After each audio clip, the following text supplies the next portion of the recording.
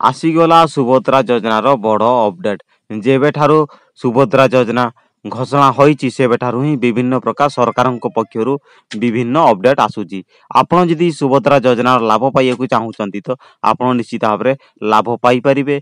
केउ माननकु केते टंका मिलिबो एवं केमिति आवेदन करिवे एवं आवेदन करिया पे कौन डॉक्यूमेंट आवश्यक कौन कार्ड थिले आपण सुभद्रा योजनार लाभ पाइबे से विषय रे फुल डिटेल्स एई वीडियो रे आज आमे आलोचना करिबा। तेणु आपनकु मु अनुरोध करूची एई वीडियो को शेष पर्यंत देखंतु। वीडियो को देखुतले वीडियो को गुटे लाइक करंतु, नुआ करी चैनल को सब्सक्राइब करो। ओडिशा सरकारंकर लोकाभिमुखी योजना सुभद्रा पाई आसिला गाइडलाइन। एही योजना अधीन रे राज्य रे 1 कोटी महिला को 5 वर्ष रे 50,000 टंका हाथ खर्च देबे मोहन सरकार।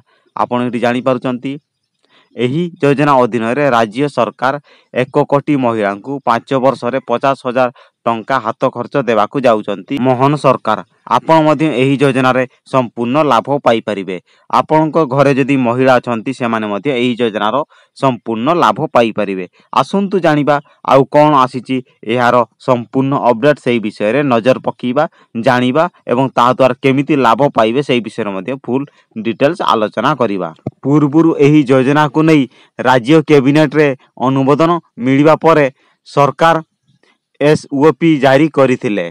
आज एही योजनार गाइडलाइन प्रकाश पाई। विस्तृत भावे किए एथिपई योग्य और किए योग्य नुहे से नहीं नियमावलीर स्पष्ट उल्लेख होईची। एही योजनार आवेदन पाई गोटिए कार्ड उपर अधिक प्राधान्य दिया जाईची, ता हेउची आधार कार्ड।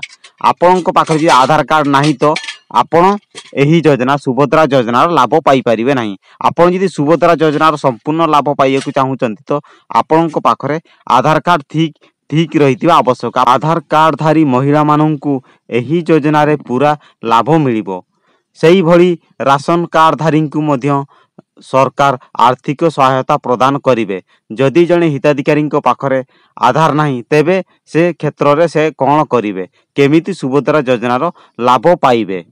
सुभद्रा योजना पाई जेउ महिला माने योग्य व सुभद्रा अधीन रे लाभ पाइया पाई आवेदन करूचंती बा करिचंती सेमानंकु निम्नलिखित शर्तावली सुनिश्चित करिवाकू पड़िबो, नचेत आपण सुभद्रा योजना रु वंचित होई पारंती। आसंतु जानिबा कोन शर्तावली रहिची सेही विषय रे नजर पकीबा। जेउ महिला माने सुभद्रा योजनार लाभ पाइयाकू चाहूचंती सेमानंकर निज नाम रे आधार कार्ड आधार नंबर रहिबा आवश्यक।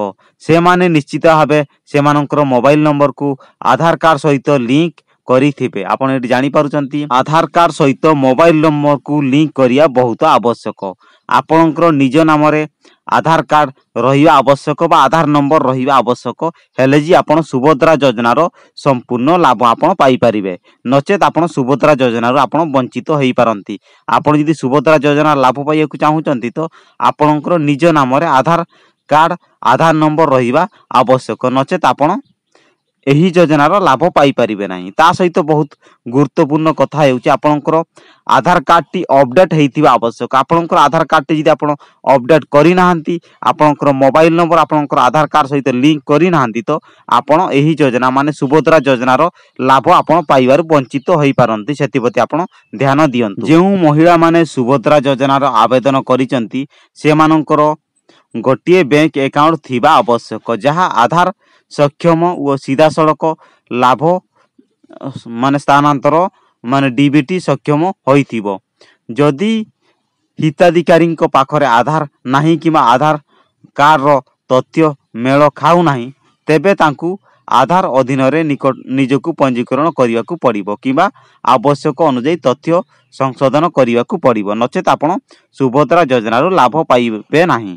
एठी ध्यान दियंतु जेउ महिला माने सुभद्रा योजनार लाभ पाइବାକୁ चाहूचंती आवेदन करूचंती सेमानकर गोटिए बैंक अकाउंट थिबा आवश्यक। जेउ मोबाइल नंबर टी आपण बैंक अकाउंट सहित लिंक करिचंती से गोटिए मोबाइल नंबर जंती गोटिए बैंक सहित लिंक हेइतिबा आवश्यक, नचेत आपण जदि अधिकरु अधिक बैंक अकाउंट रही तो आपण सुभद्रा योजनार वंचित होई पारंती, जहाँ वर्तमान गाइडलाइन जहाँ तथ्य सूचना देउची। बेले बेले एमिति भी हेई थाए आधार कार्ड सहित आधार नंबर मेल खाउ न थाए। आपणकर आधार कार्ड को जदि आपण अपडेट करि नथिबे तो आपणकर आधार कार्ड रे थिबा नंबर एवं आधार नंबर सहित मेल न खाइले आधार अधीन रे ନିଜକୁ ପଞ୍ଜୀକରଣ କରିବାକୁ ପଡ଼ିବ କିମ୍ବା ଆବଶ୍ୟକ ଅନୁଯାୟୀ ତଥ୍ୟ ସଂଶୋଧନ କରିବାକୁ ପଡ଼ିବ।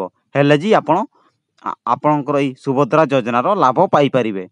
ଯଦି ହିତାଧିକାରୀଙ୍କର ଆଧାର ସକ୍ଷମ ଓ ଡିବିଟି ସକ୍ଷମ ବ୍ୟାଙ୍କ ଆକାଉଣ୍ଟ ନାହିଁ, ତେବେ ତାଙ୍କୁ ଏକକ ଆଧାର ବ୍ୟାଙ୍କ ଆକାଉଣ୍ଟ ଖୋଲିବା, ବ୍ୟାଙ୍କ ଆକାଉଣ୍ଟକୁ ଆଧାର ସକ୍ଷମ କରିବା, ବ୍ୟାଙ୍କ ଆକାଉଣ୍ଟ ଡିବିଟି ସକ୍ଷମ ଓ EKYC ପ୍ରକ୍ରିୟା ସମ୍ପୂର୍ଣ୍ଣ କରିବା ପାଇଁ ଏକ ସୁଯୋଗ ପ୍ରଦାନ କରାଯିବ। ଆବଶ୍ୟକ ପଡ଼ିଲେ ଏହିସବୁ ଆପଣଙ୍କୁ ଆପ୍ଲାଏ କରିବାକୁ ହେବ ଆପଣ ଯଦି ସୁଭଦ୍ରା ଯୋଜନାର ଲାଭ ପାଇବାକୁ ଚାହୁଁଛନ୍ତି ତ।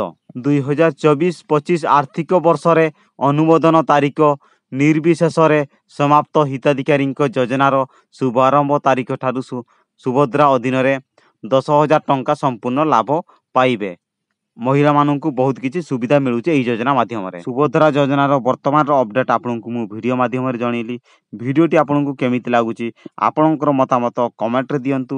ଭିଡ଼ିଓକୁ ଭଲ ଲାଗୁଥିଲେ ଭିଡ଼ିଓକୁ ଗୋଟେ ଲାଇକ୍ କରନ୍ତୁ ଏବଂ ନୂଆ କରି ଚ୍ୟାନେଲକୁ ଆସିଥିଲେ ଚ୍ୟାନେଲକୁ ସବସ୍କ୍ରାଇବ୍ କରନ୍ତୁ।